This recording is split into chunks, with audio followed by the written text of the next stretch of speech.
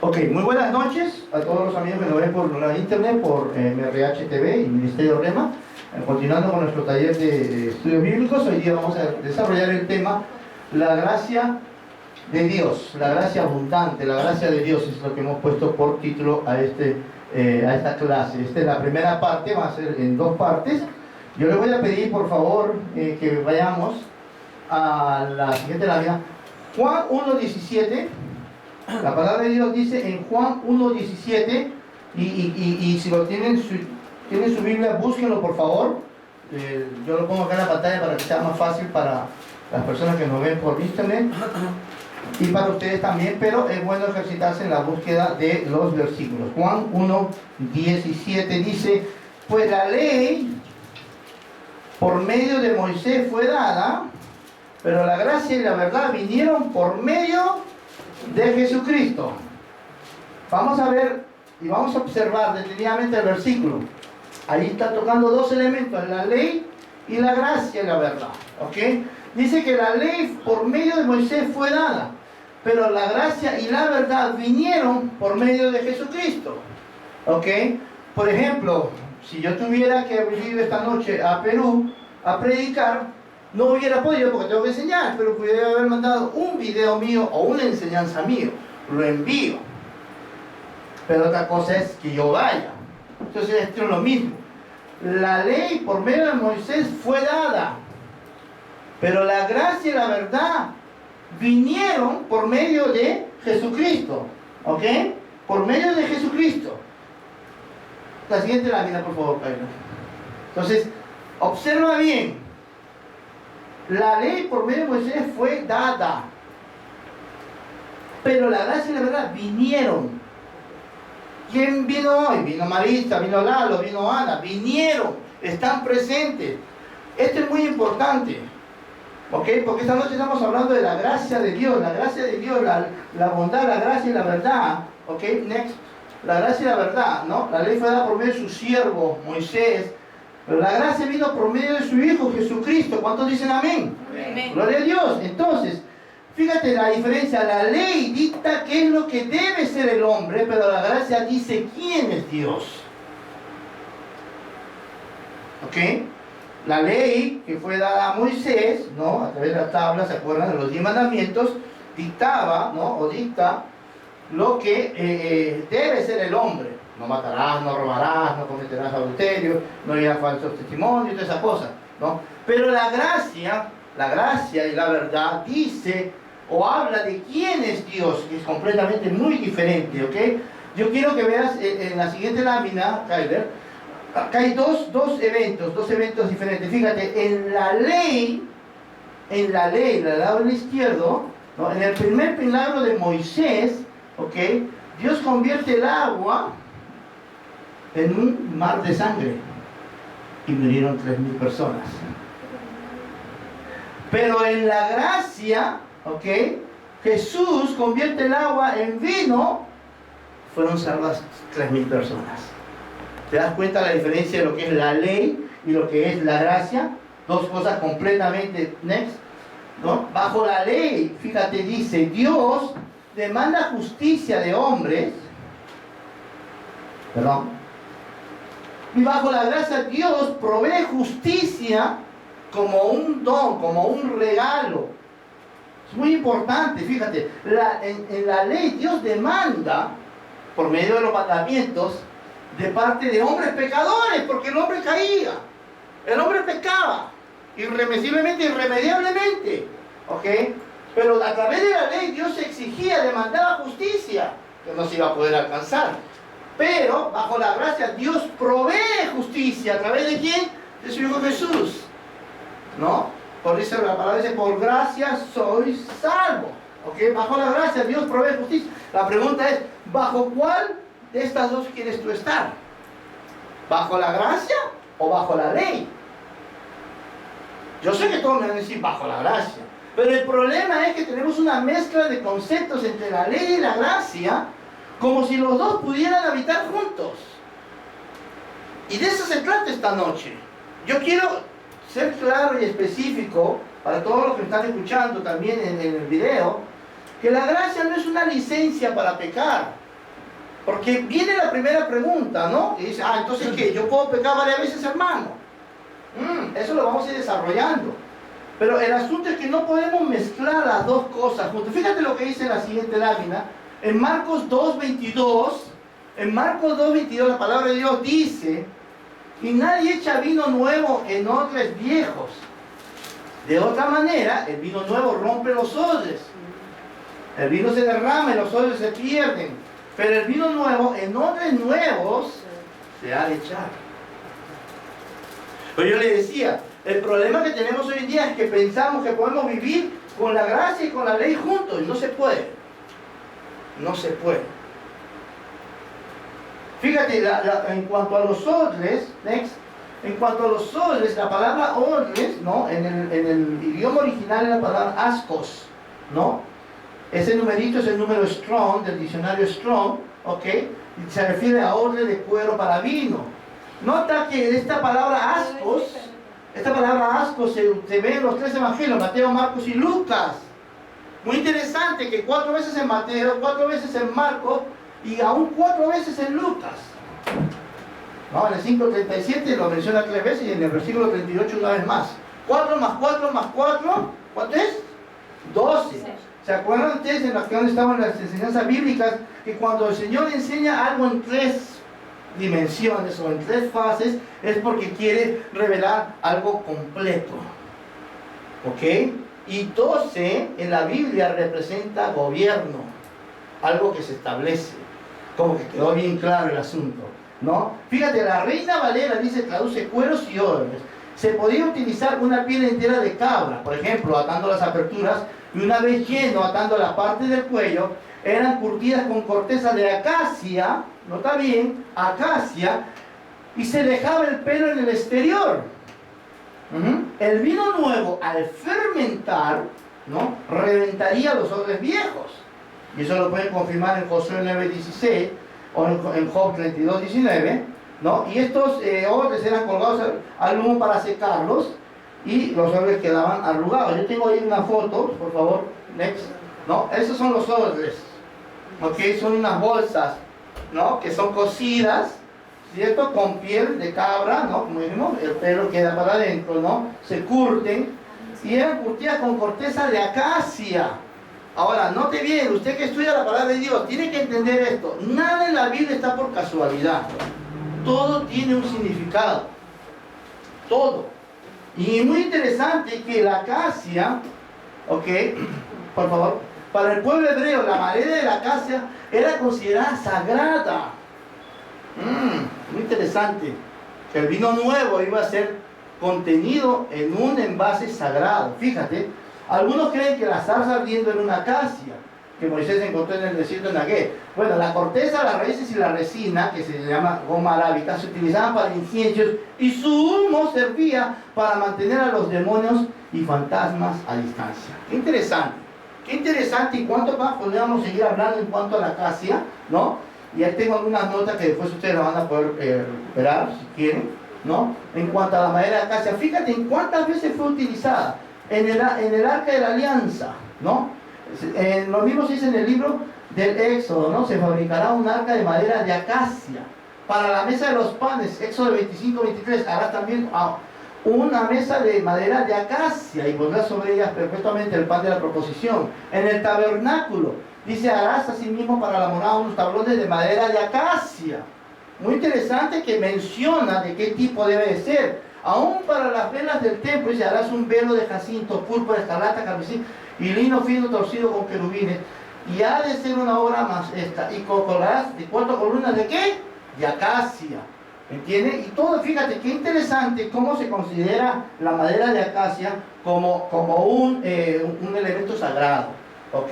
Por eso dice bien claro que el vino nuevo no se puede poner en odres viejos, sino que tiene que ser en un odre nuevo, curtido con madera de acacia. Esto es muy interesante. Estamos haciendo alguna diferencia en cuanto a la ley y la gracia. Mire esto, en la ley, Dios dice en Éxodo 25, yo soy Jehová tu Dios fuerte, celoso, que visito, la palabra visito es me acuerdo, la maldad de los padres sobre los hijos hasta la tercera y cuarta generación de los que me aborrecen, y hago misericordia a millares de generaciones a los que me aman y guardan mis mandamientos. Pero en la gracia, ahora Dios dice en Hebreos 10:16, este es el pacto que haré con ellos. Después de aquellos días, dice el Señor, pondré mis leyes en sus corazones y en sus mentes las escribiré. Y añade, ¿y qué dice? Nunca más me acordaré de sus pecados y transgresiones. La palabra me acordaré, la palabra menamai, que significa nunca más traeré a memoria. Nunca más haré memoria, recuerdo de eso. Escúcheme bien y con mucho cuidado y discernimiento, porque estamos diferenciando entre lo que es la ley y la gracia. Y estamos diciendo que las dos no pueden habitar juntas. Ahora lo vamos a aprender mejor aún, porque la palabra de Dios nos enseña muchas cosas, ¿no? Pero lo primero que tenemos que tener claro, que no tenemos por qué temer que el estar bajo la gracia nos dé un libertinaje. Eso no es así. Porque en muchos lugares he enseñado que el estar bajo la gracia es tener una libertad para hacer lo que tú quieras. Total, Dios te ama y te perdona. No es así. Esa es una mala exegesis, una mala interpretación de la palabra de Dios. No es así.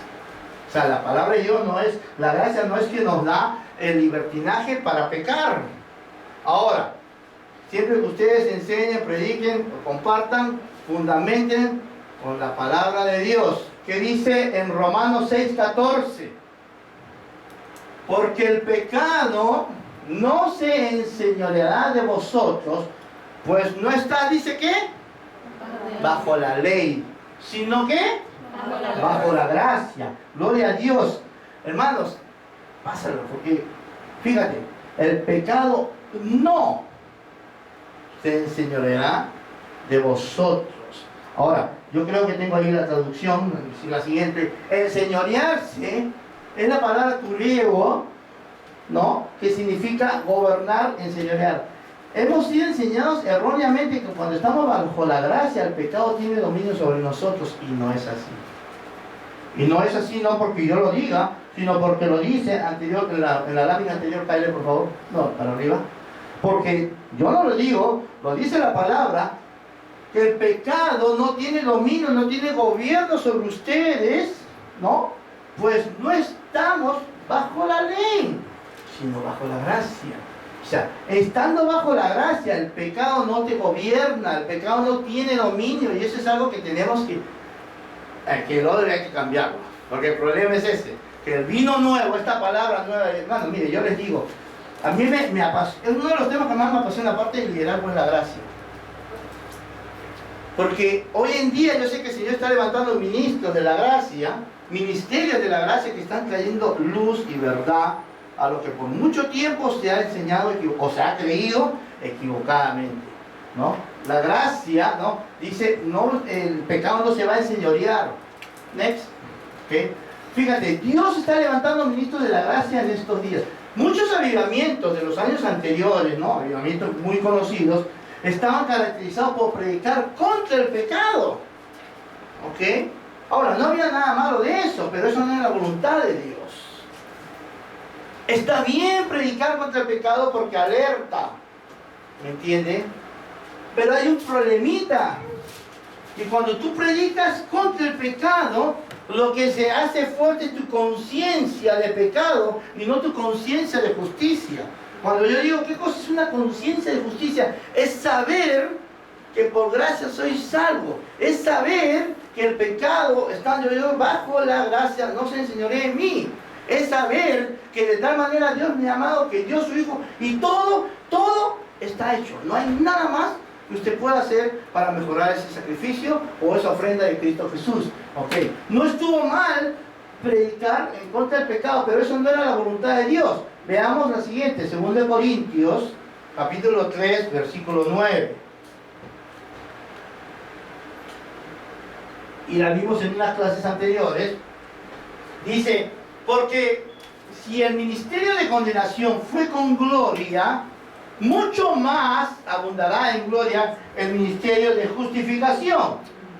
Perdón. Leamos bien. Esto un par de clases atrás yo lo toqué. Porque si el ministerio, y hablando del servicio, porque si el ministerio de condenación, ¿qué cosa es el ministerio de condenación? Vamos a ver la siguiente lámina. Dios ya vacía los ministerios de avivamiento que pregaban en contra y acerca del pecado. ¿Ok? El ministerio de condenación, regresa al anterior, por favor, Tyler.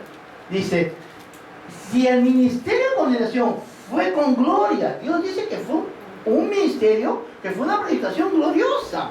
Dios lo reconoce. Pero ¿qué pasa? Dice ahí la siguiente, Tyler, la siguiente. Porque si el ministerio de condenación fue con gloria, mucho más, y yo lo pongo grande para que lo vean, para que se acuerden, color rojo, mucho más abundará en gloria el ministerio de justificación. Nota bien, Dios reconoce que la administración, la predicación de la condenación de lo que es no mates, no comas, no bebas, no estuvo mal. Es más, Dios dice fue con gloria, fue glorioso. Pero ahora estamos en una nueva dispensación, la gracia, según de Corintios, Nuevo Testamento. Mucho más abundará en gloria el ministerio de justificación. ¿Se dan cuenta? Gloria a Dios. Aleluya. La ley, fíjate, la ley condena lo mejor de nosotros, pero la gracia salva lo peor de nosotros. A ver, vamos a digerir eso. La ley condena lo mejor de nosotros. ¿Cómo es eso? Bueno, no fumo. Ok, no fumo. Ah, pero tomas. Ok, no tomo. Ah, pero mientes. Ok, no miento. O sea, todo lo que tú estás haciendo, condenación, condenación, condenación. Pero la gracia, la nueva época, el nuevo tiempo dice, venid a mí, todos los cansados y trabajados, que yo os haré descansar. ¿Se dan cuenta? Muy diferente. Que no estamos tratando de dejar hacer cosas, sino tal como soy, yo vengo a Él. Y el Señor me recibe. Ya no voy a procurar hacer algo más para ser aceptado. No, el Señor me acepta. El Señor me acepta. Ya no hay más sacrificio, ya no hay más cosas que podamos hacer. Fíjate, vamos a leer. Versículo anterior dice, 2 Corintios 3:7, dice, si el ministerio de muerte, hablando de un versículo anterior al que vimos en antes, grabado con letras en piedra, fue con gloria, dice, tanto que los hijos de Israel no pudieron fijar la vista en el rostro de Moisés, a causa de la gloria de su rostro, la cual había de perecer. Fíjate, el ministerio de muerte aquí se refiere a la ley, los 10 mandamientos. Y dice ahí claramente, si el ministerio de muerte, grabado con letras en piedra, ¿qué cosa fue? ¿Qué cosa fue lo que fue grabado en piedra, con letras en piedra? Veamos el versículo anterior, por favor, la próxima. ¿Okay? La ley condenaba, ¿no? O condena lo mejor de nosotros. Para adelante, dale para adelante. Next. ¿Ok? Fíjate, en el versículo 6, 2 Corintios 3:6 dice, el cual asimismo, ¿sabes qué? Miren, esto, a mí me encanta este versículo. Dice, el cual asimismo nos hizo ministros competentes de un nuevo pacto. No de la letra, sino del espíritu, porque la letra mata, más el espíritu vivifica. Fíjense, hermanos. Los ministros del nuevo pacto son los que reciben el poder de Dios. Esos son los ministros del nuevo pacto. ¿Cuál es el nuevo pacto? La gracia. No hay poder delegado en el Antiguo Testamento. No hay poder delegado. Hermano, un ministerio, un ministro que camine, que ande, que predique en el Antiguo Testamento, y aunque sea la ley, y lo predique, y predique la palabra, se puede pasar predicando todo el Pentateuco y todo, la ley, Levíticos, Deuteronomio, y todo lo que tú quieras, pero no hay poder ahí. ¿Lo digo yo? No. Lo dice la palabra, dice, el cual asimismo nos hizo ministros competentes. ¿Se acuerdan que eran competentes?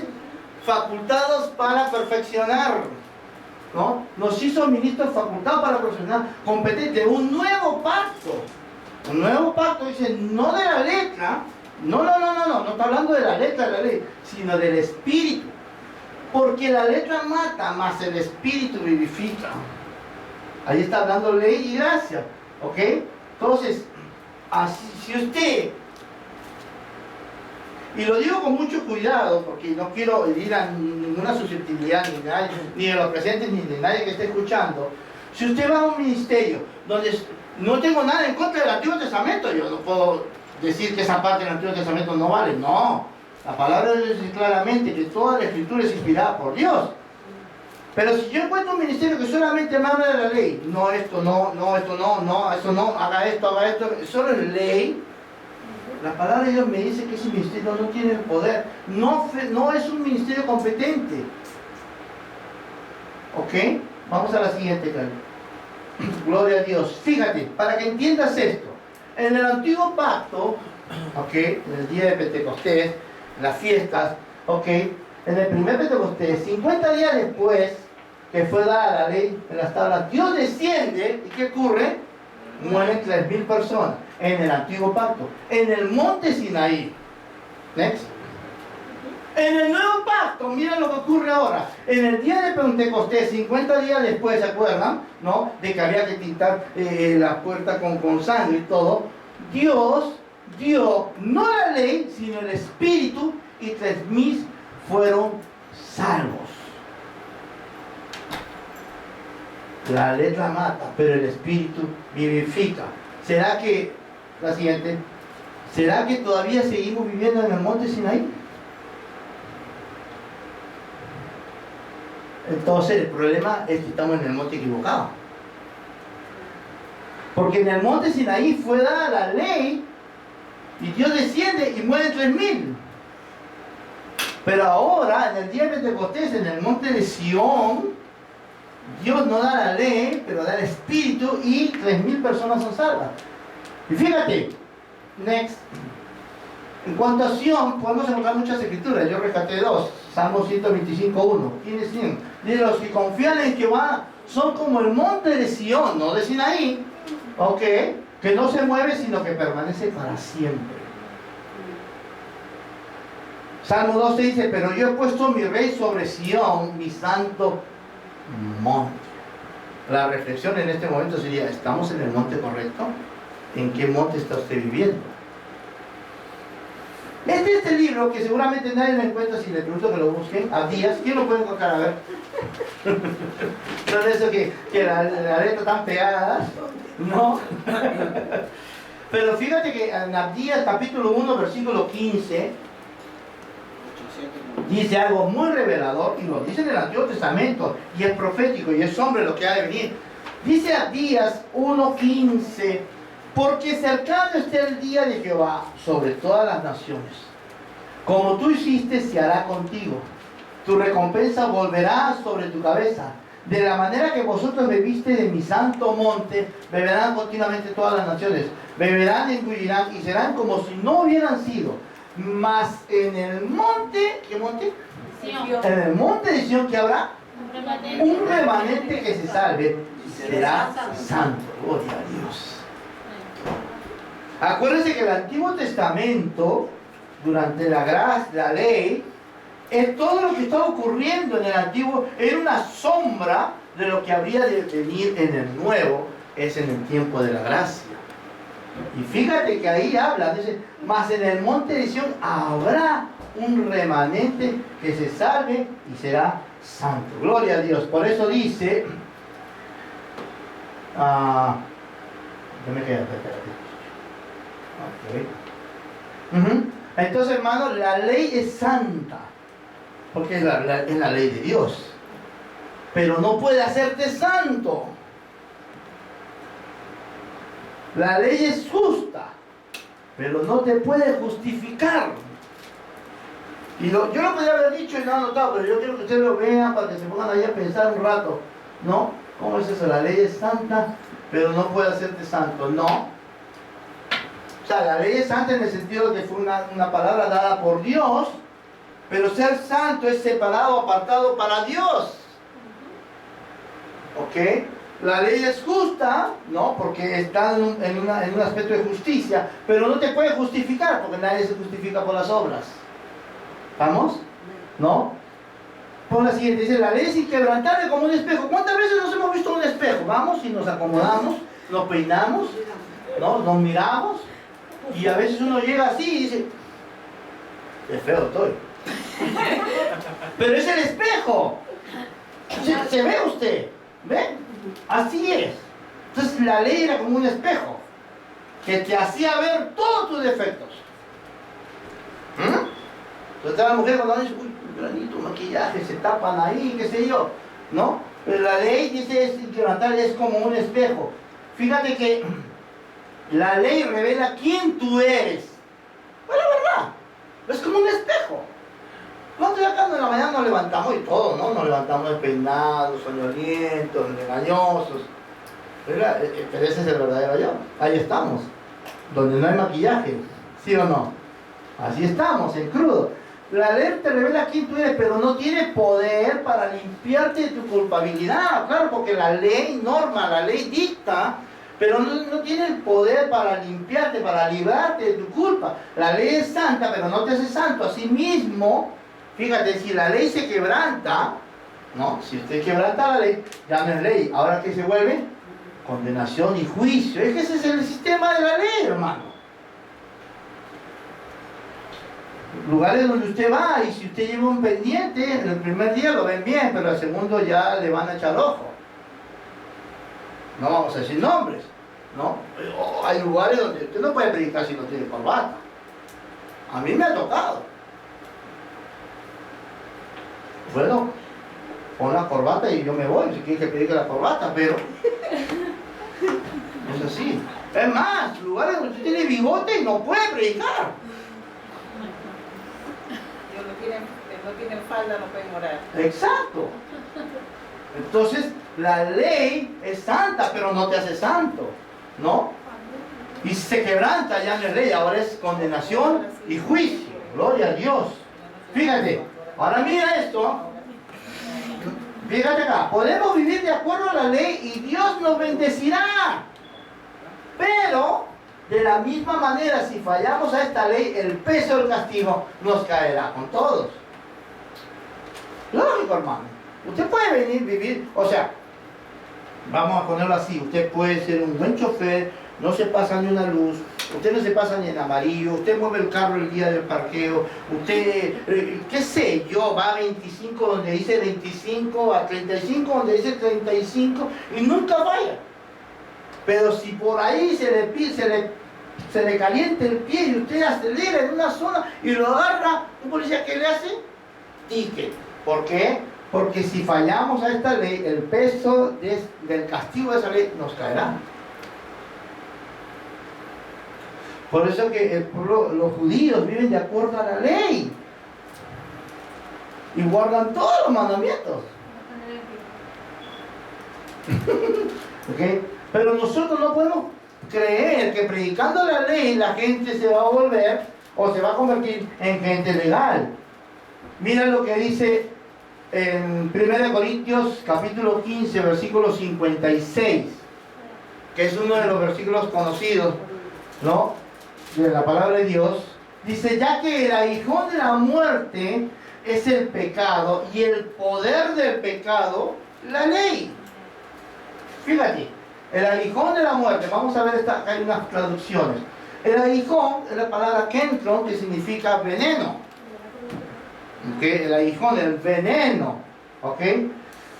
Y el poder, ahí donde dice más, el poder del pecado, la ley dice el poder, la palabra poder es dunamis, que es la fuerza, es la eficacia. ¿Ok? Hay dos palabras que hablan de poder. Uno, o de autoridad, ¿no? Una es exousia y la otra es dunamis. Y siempre lo hemos aprendido en el seminario de la mejor manera. Poner un ejemplo, por ejemplo, el policía. ¿Usted cómo sabe que un policía es policía? Porque va con un uniforme. Es una autoridad delegada. Tiene un poder delegado. Tiene el uniforme. Exousia. Pero ¿cómo ejerce ese policía cuando se violenta la ley? ¿Qué tiene acá? La pistola. Dunamis. Poder. Entonces el poder, la fuerza, la eficacia de la ley es el pecado. Ahora fíjate, Satanás dice que quiere traer ese poder del pecado a través de la ley y muchas veces lo hace a través del culto. Gloria a Dios. Retrocede al versículo arriba. Entonces fíjate.